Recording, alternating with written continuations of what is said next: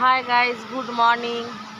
আমরা এখন চলে এসেছি সকালবেলায় সমুদ্রের পাড়েতে বসে সমুদ্র ঢেউ দেখার জন্য বসে আছি। তা দেখুন কত সুন্দর ঢেউ উঠছে, ঠিক আছে। আর আমি এসছি অনেক ভোরবেলায়। আপনারাও যখন দীঘাতে কেউ আসবেন তো অনেক ভোরবেলাতে এখানে আসবেন, আসার চেষ্টা করবেন। সূর্য ওঠাটা দেখতে দারুণ লাগে। কমসে কম 4:30-5টার দিকে আসলে পরে সূর্য ওঠাটা দেখা যায়, ঠিক আছে। এখন আমরা 4:30-5টার দিকে এসে সূর্য ওঠা দেখে এখন এই পাথর উপরে বসে সমুদ্রের ঢেউ দেখছি। দেখতে খুব দারুণ লাগছে, মজা লাগছে।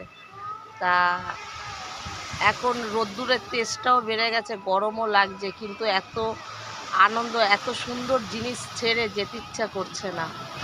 এত সুন্দর জিনিস, একটা দৃশ্য দেখে যেতে ইচ্ছা করছে না, কিন্তু কি করব, কিন্তু এই রোদ্দুরের গরমের চোটে এখন চলেই যেতে হবে, ঠিক আছে।